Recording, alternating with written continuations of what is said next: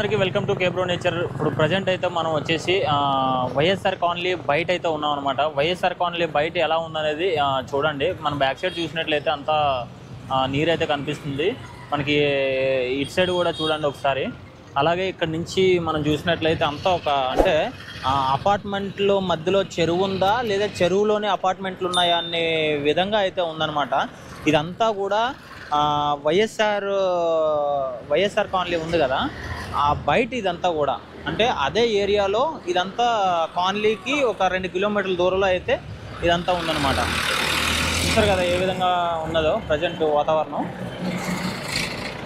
మనకైతే ఫుడ్ రావడం జరుగుతుంది, అందరికీ అందించడం జరుగుతుంది. అంటే వాటర్ బాటిల్ కావచ్చు, ఫుడ్ కావచ్చు, ఏదైనా కూడా వాళ్ళకి ఏం కావాలంటే అదైతే అందిస్తున్నారనమాట. నిజంగా చెప్తున్నాను, ప్రభుత్వం మాత్రం చాలా మంచి పని చేస్తుందని చెప్పొచ్చు. ఎందుకంటే ఎక్కడ చూసినా సరే, ఏ కాలనీలో చూసినా కూడా వీళ్ళైతే ఇస్తూనే ఉంటున్నారనమాట. ఫుడ్ అయితే ఎక్కువ శాతం ట్రాక్టర్లోని, తర్వాత అంటే ఈ బండ్లు టాటా ఏసీలు ఉన్నాయి కదా, ఈ బండ్లు వెళ్ళిన ప్లేస్ అయితే ఉంటుంది కదా, ఆ ప్లేస్లోకి ట్రాక్టర్లు వెళ్తున్నాయి. ట్రాక్టర్లు వెళ్ళలేని ప్లేస్లో కంటే ఇక్కడ డ్రోన్ల సాయంతో పంపిస్తున్నారన్నమాట. ప్రజెంట్ వరద తగ్గిపోయింది కాబట్టి డ్రోన్ సాయం అయితే అవసరం లేదు. ప్రజెంట్ టాటా ఏసీలు వెళ్ళకపోతే ఇలాంటి ట్రాక్టర్లో వేసి వాళ్ళకైతే ఫుడ్ అయితే అందిస్తున్నారనమాట. సో ఈ విధంగా అయితే ఉంది ప్రజెంట్. ఇక్కడ వరద అయితే ఇంకా పారుతూనే ఉంది. సో స్టీమర్ బోట్ ఉంది కదా, దీనికి సంబంధించిన ఇంజినాలు అనమాట ఇవి.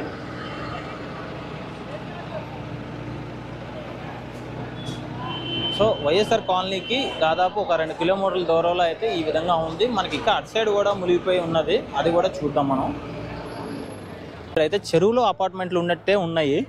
మొత్తం విజయవాడ మొత్తం చెరువులాగా అయిపోయింది. అంటే ఇప్పుడు ప్రజెంట్ మనం ఇదంతా తగ్గిపోయిన తర్వాత మనం వచ్చాం కాబట్టి ఈ విధంగా ఉంది. అదే ఫస్ట్లోని ఏ విధంగా ఉంటుంది అనేది ఊహించుకోండి ఒకసారి. అప్పుడైతే మనం చూడలేమన్నమాట, అంత ఇదిగా ఉందన్నమాట వాతావరణం అయితే. సో చూసారు కదా ఎలా ఉందో,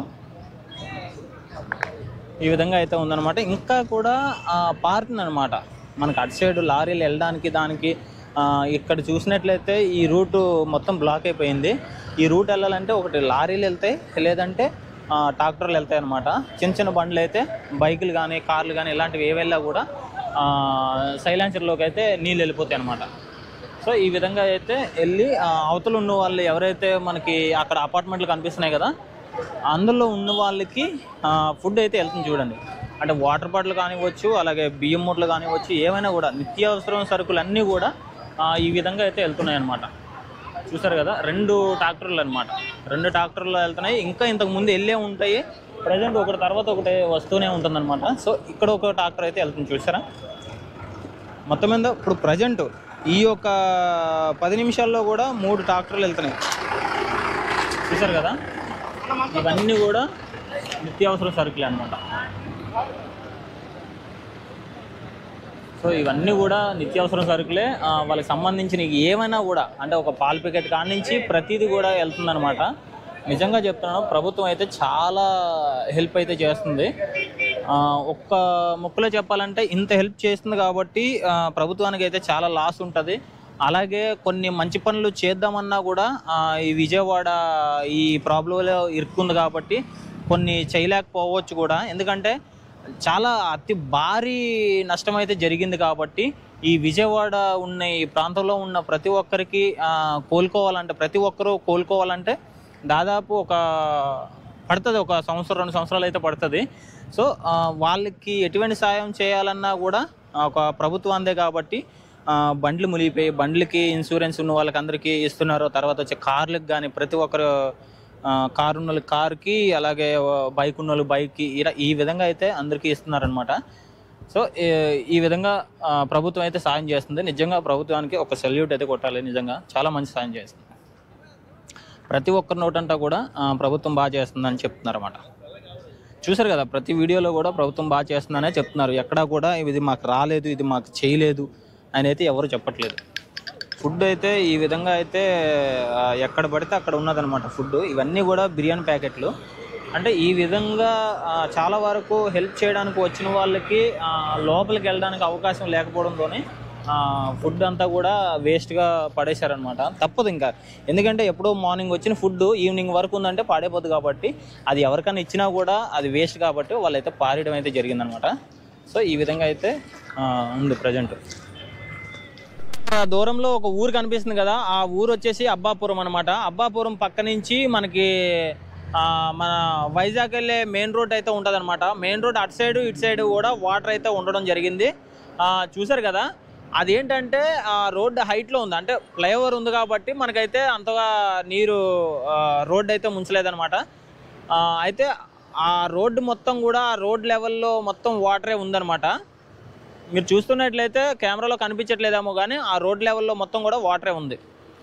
అంటే రోడ్ అంత హైట్లో కాదు, ఫ్లైఓవర్ ఉంది కాబట్టి కొంతవరకు మనకి సేఫ్ అయిందని చెప్పొచ్చు. ఒక ఫ్లైఓవర్ లేకుండా ఈ విధంగా ఉంటే మాత్రం ఖచ్చితంగా వైజాగ్ వెళ్ళే ప్రతి బండి కూడా చాలా ఇబ్బంది పడేది అనమాట. చాలా ట్రాఫిక్ జామ్ అయిపోను, అదొక పెద్ద నష్టం అయిపోను. పోలీసులు కూడా డే అండ్ నైట్ వర్క్ చేస్తున్నారు. నిజంగా పోలీసులు కూడా హ్యాట్సాప్ చెప్పాలి. అయితే ఉందన్నమాట, మొత్తం ఈ ఏరియా మొత్తం కూడా మునిగిపోయింది. వైఎస్ఆర్ కాలనీ సైడ్ మొత్తం కూడా ఈ విధంగా అయితే ఉందన్నమాట. సో చూసారు కదా, అక్కడ చెత్త చెదారం కూడా వీళ్ళైతే తీసుకెళ్లే ప్రయత్నం అయితే చేస్తున్నారు. అప్పుడు ఆ ట్రాక్టర్లో ఓన్లీ చెత్త, అంటే వీళ్ళు వెళ్ళి ఏదైతే ఫుడ్ ఏది పంచుతున్నారో ఆ ఫుడ్కి సంబంధించిన చెత్త మొత్తం కూడా వీళ్ళు తీసుకెళ్ళి వాళ్ళైతే పారేస్తున్నారు అనమాట. చెత్త తీసుకెళ్తున్నారు. వాటర్ చాలా తక్కువ ఉంది, తక్కువ ఉన్నప్పుడే ఇంత వాటర్ అయితే ఉందన్నమాట.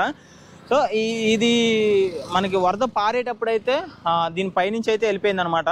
ప్రజెంట్ ఇక్కడ వాటర్ అయితే ఈ రోడ్ అయితే అంతవరకు ములగలేదు, సగం వరకు రోడ్డు సగం వరకు వచ్చింది. మనకు అటు సైడ్ చూసినట్లయితే రోడ్డు పై కూడా వెళ్ళిపోవడం అయితే జరిగిందనమాట. సో మనకు అక్కడ చూసినట్లయితే ఒక చిన్న ఇల్లు కూడా కనిపిస్తుంది. ఆ ఇంట్లో కూడా దాదాపు ఆ ఇల్లు మొత్తం కూడా మునిగిపోవడం జరిగింది. మనకు అక్కడ అపార్ట్మెంట్ కనిపిస్తుంది కదా, అపార్ట్మెంట్కి అయితే ఎటువంటి డ్యామేజ్ జరగలేదు. అలాగే అపార్ట్మెంట్లో ఉన్న ఆస్తి నష్టం కానీ ఇలాంటిది ఏం కూడా జరగలేదు. ఎందుకంటే అది ఆల్రెడీ వాళ్ళు ఒక ఫ్లోర్ హైట్లో వదిలేసి పైనుంచి అపార్ట్మెంట్ కట్టారు కాబట్టి.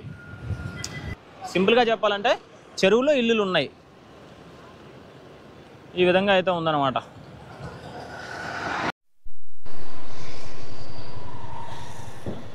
ఏ విధంగా అయితే మునిగిపోయిందో మొత్తం కూడా, అంటే ఇప్పుడు ప్రజెంట్ ఇప్పటికి దాదాపు ఒక 10 రోజులు అయితే అవుతుందన్నమాట. ఇన్ని రోజులైనా కూడా ఇంకా వాటర్ ఎంత ఈ లెవెల్లో అయితే ఉంది. మరి ఆ టైంలో ఇంకా బీభత్సంగా ఉండేదన్నమాట.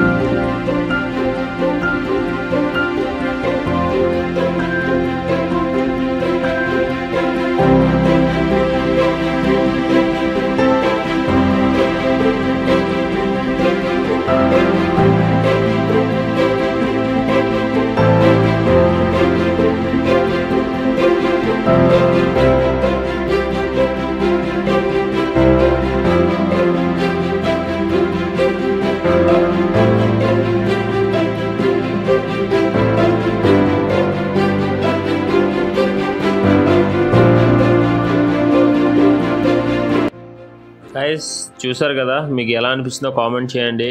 నచ్చితే షేర్ చేయండి, నచ్చకపోతే లైక్ చేయండి.